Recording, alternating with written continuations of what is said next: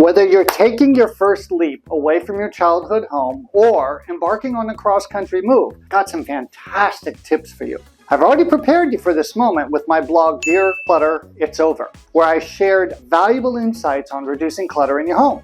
But now it's time for the next big step. So sit back, relax, and let's dive into 15 tips for an easy step-by-step move.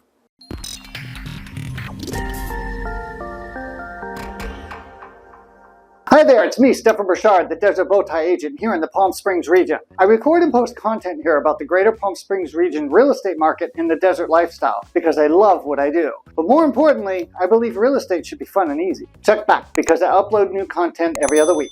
First things first, grab your phone or hop onto your computer and start researching moving companies. Now, pause the video and do it, if you're moving anyway. Ask your friends for recommendations. Check out reviews on platforms like Yelp, Google, and/or seek advice from your social media network. Once you've narrowed down your choices to 3, make sure to check their credentials with the Better Business Bureau. It's essential to have full confidence in the people who will be handling all of your precious belongings, right? Get estimates, settle in a few days, and then make your final decision. As the weeks count down, keep a list of all the businesses you'll need to notify about your change of address. Don't forget to include your online accounts. Just because your account is virtual doesn't mean that you are. They all want to follow you. They need your address. They do mail from time to time. Now, let's start packing. Here's a pop quiz for you. Do you begin with the stuff you use daily or the items you won't need for a few months? That's kind of a no-brainer and a leading question. You're right. You ignore the things you need and focus on the hidden storage places. Take the opportunity to pack, donate, or even get rid of those old holiday decorations and snow shovels. God only knows what else you might find in those closets. Work on the rarely used items in your home and closet, especially those out-of-season items. By doing this early, you'll have plenty of time to hold a yard sale and earn some extra cash to cover your moving costs. If you have kids in school, it's important to start working with both their current and future schools to ensure a smooth transition. No kid wants to spend their first day at a new school waiting for the office to figure out who they are and what they're doing there. Start early and get all those details worked out to avoid any unnecessary stress and potential family therapy costs down the road.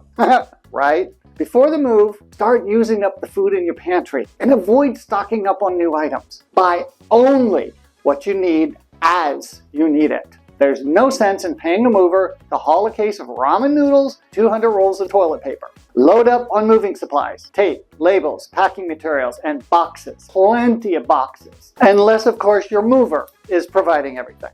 Remember, there's a box for everything. Wardrobe boxes, mirror boxes, picture boxes, boxes for dishes, glasses, and even wine bottles. Just keep in mind that the big boxes are for lightweight items, while small boxes are for the heavy ones. Some people make the mistake of getting tons of big boxes, only to regret it later. I have made the unfortunate mistake of packing medium-sized boxes full of books and heavy knickknacks, so prepare and choose wisely. It's essential to have a system for your boxes, by the way. You can use color-coded labels by room, a numbered code, or scribble Sharpie instructions on 2 or more sides of each box. Whatever you choose, always maintain a master inventory list for easy reference. You can also snap pictures of what's going in the box or in the box itself. Fill out a change of address form at your local post office or online and request any necessary vacation days around your move if you're employed. And if you're self-employed, you should make sure your calendar is clear for the days you need for the move. There's nothing worse than having to take a business call while you're huffing and puffing and sweaty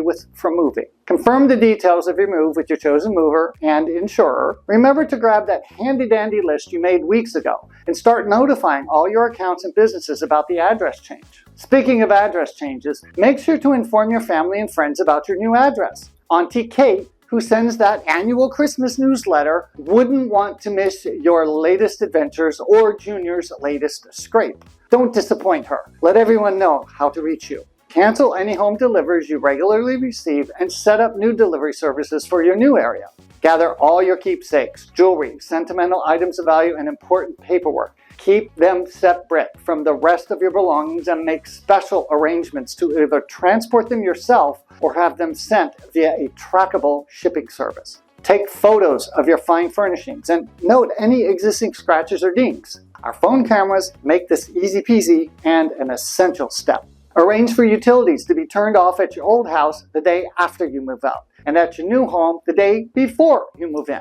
Also, don't forget to back up all your computers and devices, right? Better be safe than sorry. Pack a suitcase with all your necessities and some comfortable travel clothes, as if you're going on a trip.